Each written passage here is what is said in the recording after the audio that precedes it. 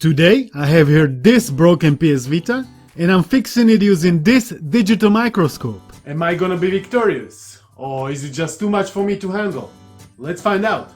I bought this PS Vita like a year ago. On the label it says £60, but I think I've paid around 45 because it was sold without the warranty. I've just hacked it because that's what I do with every PS Vita straight away. Then I've launched Vita Tester app and I found out left joystick was not working at all. PS Vita 1000 is using Hall effect joysticks. Many people don't know about it, but yeah, these are Hall effect, bro. They are not cheap, so I thought to myself, why not to fix it? So let's open up Vita. This process is very simple, in spite of what you might have heard. We just get out every screw we can find. Everybody can take out screws. Next step is also very simple. We are prying the Vita open with the nails or with some guitar pick. All the connections are at the bottom, so we are opening it from the top side. Once it is opened, we are unclipping rear touchpad and battery simply by pulling them up. Not to the side or down, but we need to pull them up. And voila, job done. You can, for example, change your battery. However, I need to dig a little bit deeper. I'm not gonna be bothering you by any more of the screwdriver in, but often I see people claiming changing parts on the Vita, it's so difficult. But here is a proof it is not. Can you do this? Or this?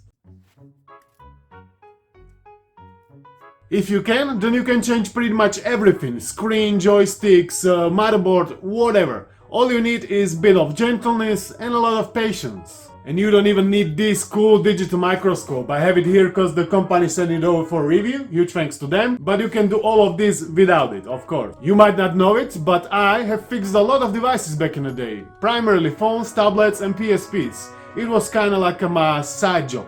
Here I got still some broken PSPs ready to be rescued and some spare parts. I wish I have this sick device back then. It is made by Joyalens company.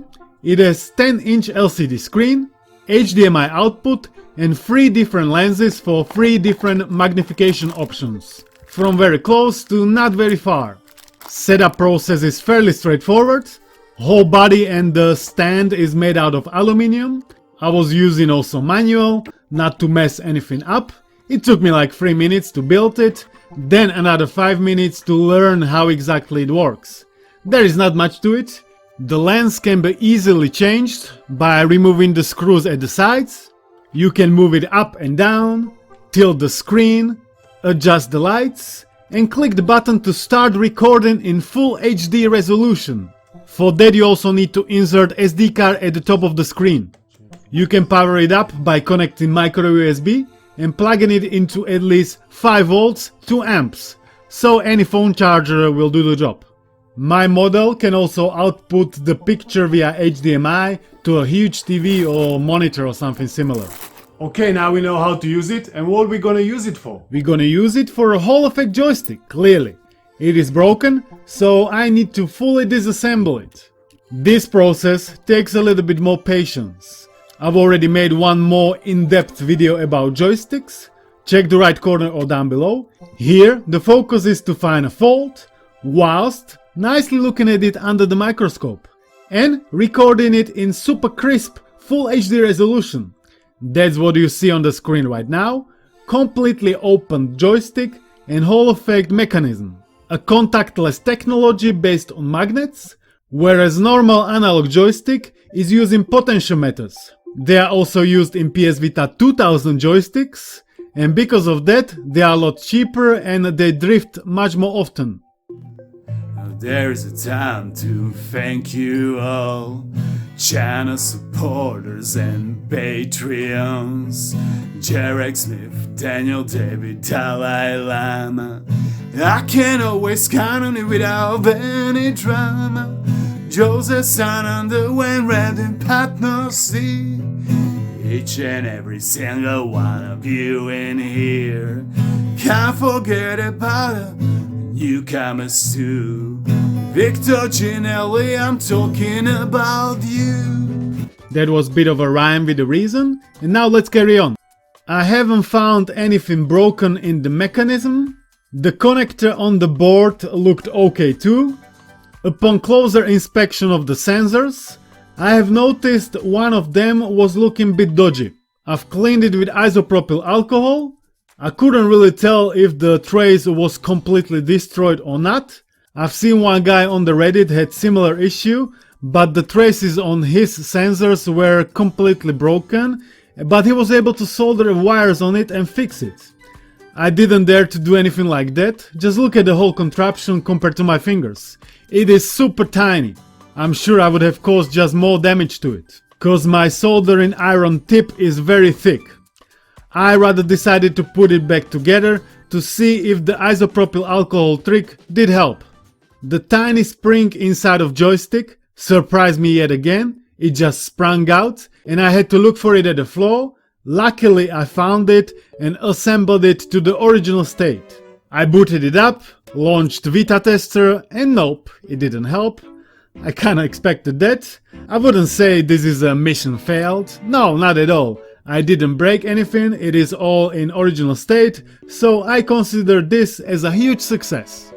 Plus, if you're still watching, I'm sure you expected me to microscope some cool stuff, and here it comes. So let's play a game. I'll show you an image, and you tell me what it is. This one.